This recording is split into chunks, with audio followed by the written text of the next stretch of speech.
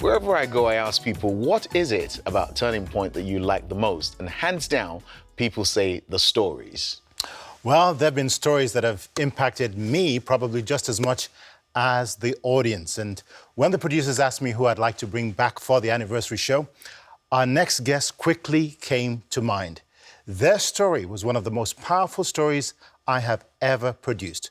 Please join me in welcoming Francis and Famata Thomas, all the way from Pennsylvania via Liberia. You're welcome to the program. I appreciate it. Thank you, sir. So good to have you. Yeah, now, earlier in the program, we've been talking about divine connections and divine interruptions. When I came to Liberia, I had no intention of producing your story at all because I didn't even know you at the time. But providentially, we met. Exactly.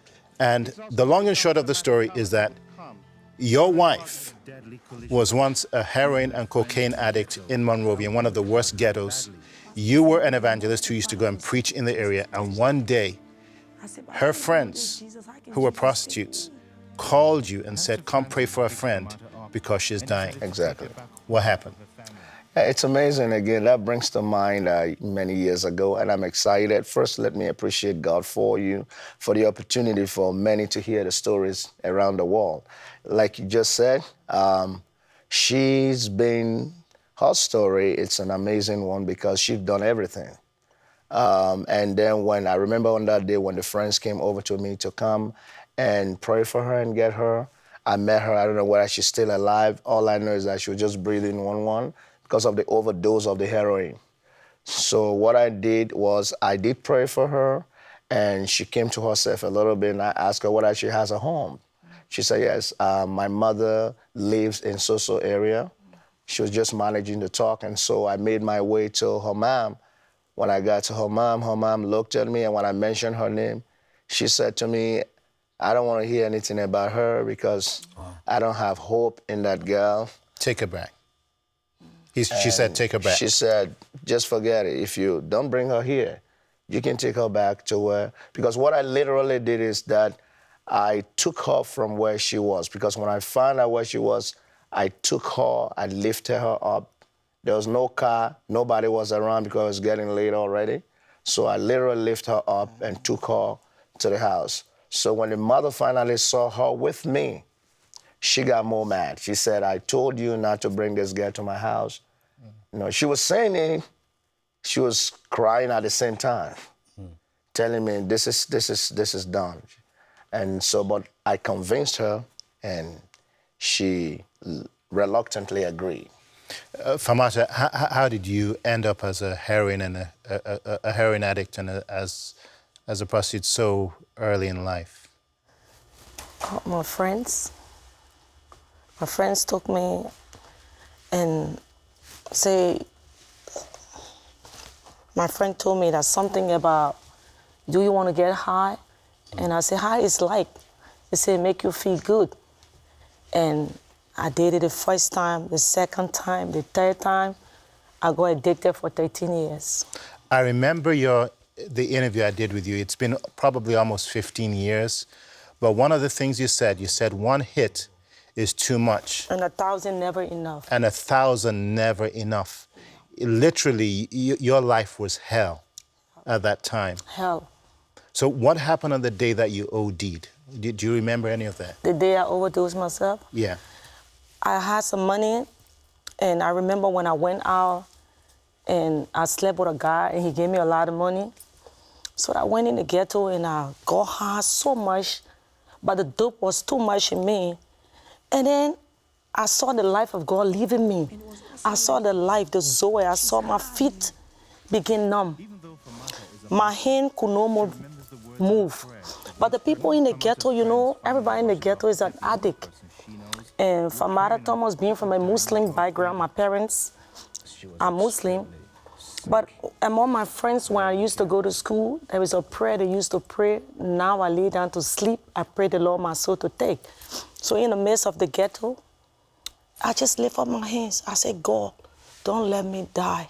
I knew there was a God, but I did not know him. And when I raised my hand up, something happened. A power came in the mix of the smoke. And I felt the life of God coming back in me. And I started to cry. I said, God, thank you. But I still did not know Jesus. We've got just a limited amount of time on the program. I still insist till today that your story is one of the most powerful that I've ever encountered.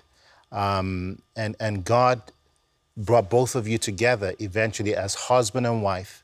And you started a church in Liberia and also in Pennsylvania. Since we did your story, I don't know, 10, 15 years ago, what's been happening?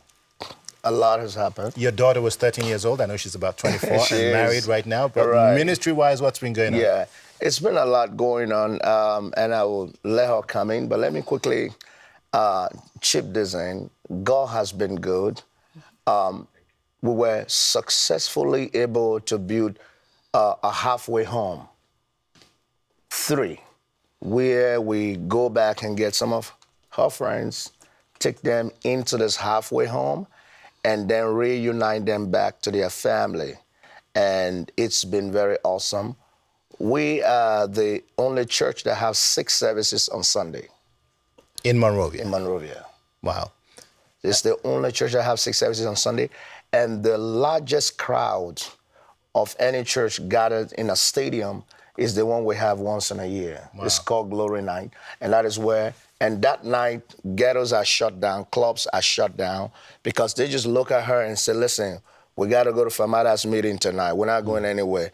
Even the owners of the clubs and the ghettos and some of the hotels will be like, there's no business here tonight. Famata is going to be home. Sorry to interrupt, because Yeah. we probably have about 60 seconds, but there's a question I want to ask you, Mrs. Thomas, because once your husband started talking, started recounting and talking about your mother, the tears started to flow. Whenever you revisit your journey, what is it that makes you cry? Why are the tears flowing right now?